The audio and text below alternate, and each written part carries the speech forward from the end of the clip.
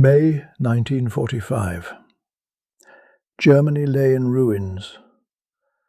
The cities that had once pulsed with industrial might now stood silent and broken, their factories twisted by fire, and their rail lines torn apart by relentless bombing. Yet amid that destruction, Allied intelligence officers were moving swiftly, not in search of gold or art, but of knowledge. Deep within the collapsing Reich were technologies the world had never seen before.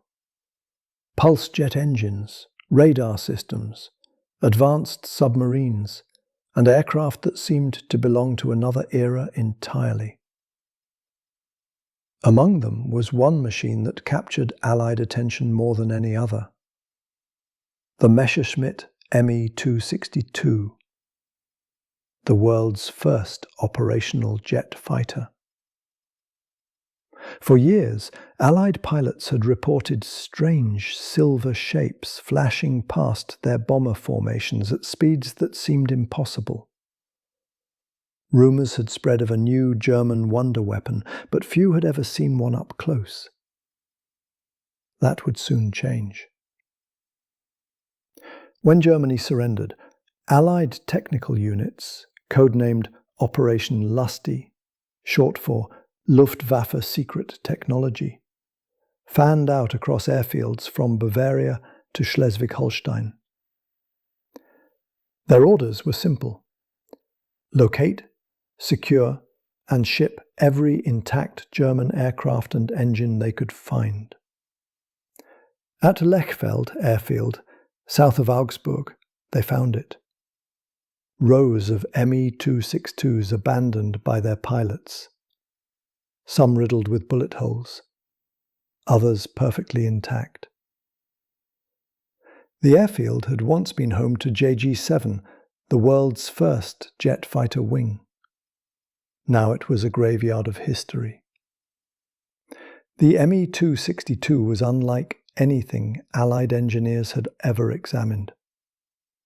Twin Junkers UMO-004B1 turbojet engines hung beneath its swept wings. It was sleek, purposeful, built for speed. The aircraft's fuselage was clean and aerodynamic, its nose housing 4 fearsome 30mm Mk-108 cannons, capable of shredding a heavy bomber in seconds. American engineers were astonished. This wasn't an experimental prototype. It was a production fighter, one that had already seen combat. The Allies quickly realized that they weren't just looking at a technological curiosity. They were staring at the future of aerial warfare. Under tight secrecy, the US Army Air Forces organized the Watson's Whizzers, a group of skilled pilots and engineers led by Colonel Harold E. Watson. Their mission? Recover as many flyable Me-262s as possible and ferry them back to Allied territory for detailed evaluation. But flying a captured German jet was no simple task. The UMO-004 was revolutionary, yet fragile. A marvel of engineering made from materials barely able to withstand the heat it generated. Built under wartime shortages, its turbine blades were crafted from inferior alloys, giving each engine a lifespan of only about 25 hours. The throttle had to be advanced slowly. Any sudden burst of power could cause the compressor to surge, flame out, or disintegrate entirely. Despite the risks, Allied test pilots stepped forward. Among them was Major Fred Becker, a veteran P-47 pilot. On a cool morning in May 1945, Becker climbed into the cockpit of a captured Me-262 marked with hastily painted US insignia. The ground crew had spent days inspecting the aircraft, patching fuel lines and cleaning debris from the engines.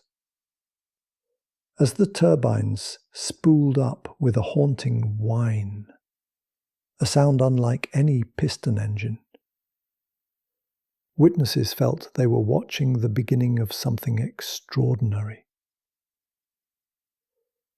The takeoff was sluggish at first. The twin jets took time to build thrust. But once airborne, the acceleration was breathtaking. The Me-262 surged forward, slicing through the sky with a smoothness no propeller-driven aircraft could match.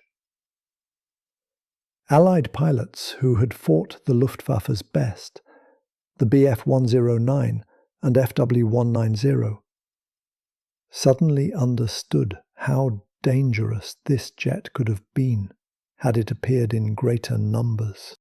At 540 miles per hour, the Me-262 was faster than any fighter in the world.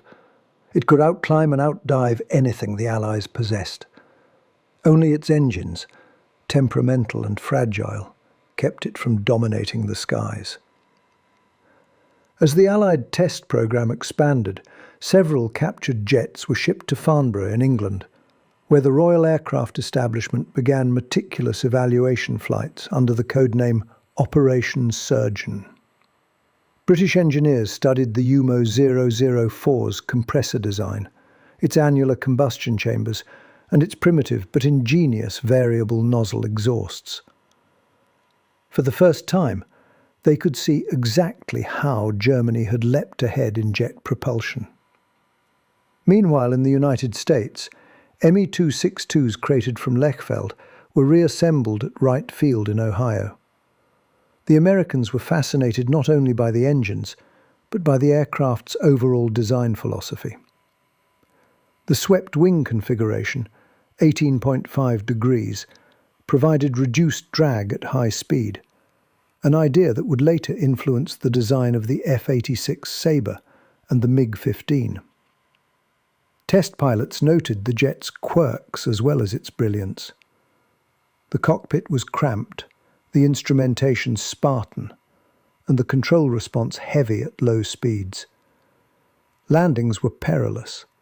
Without the powerful drag of a propeller, pilots had to rely entirely on air brakes and precise throttle management. But once airborne, the Me-262 was astonishingly stable. It was a machine built for the future, flown in a world that wasn't yet ready for it. For Allied intelligence officers, the captured jets were more than trophies. They were blueprints for the next generation.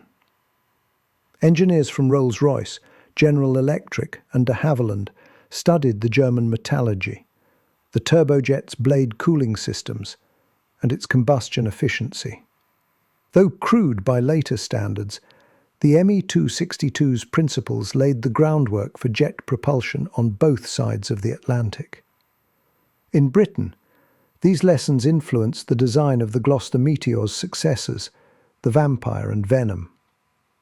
In America, the insights fed directly into the development of the Lockheed P-80 Shooting Star. In the Soviet Union, reverse-engineered UMO 004s became the basis for the early Klimov turbojets that powered the MiG series. The captured German jet thus became the silent ancestor of every fighter that followed. But beyond the engineering triumphs lay a darker revelation. Allied analysts studying Luftwaffe records discovered how close Germany had come to deploying the Me-262 in overwhelming numbers. Had production begun just 6 months earlier, and had Hitler not interfered, demanding the jet be converted into a bomber, the outcome of the air war over Europe might have been far bloodier. In the months that followed, the Me-262s that survived capture were flown, photographed and dissected until their engines gave out. Some were displayed at air shows to awe the public, Others were quietly scrapped once their secrets were extracted. Only a handful would survive into the modern era, relics of a technological revolution born too soon. For the men who had flown them in secret, the experience left a lasting mark. They had glimpsed the future of flight, a future defined not by roaring pistons and spinning propellers, but by the eerie, continuous scream of jet turbines. In hangars across Wright Field and Farnborough, engineers worked late into the night, sketching new blueprints inspired by what they had seen. The lessons of the Me-262 would echo through decades, in Korea, in Vietnam, and in the skies over Europe once more. From the wreckage of a fallen regime, the Allies had seized not only victory, but vision.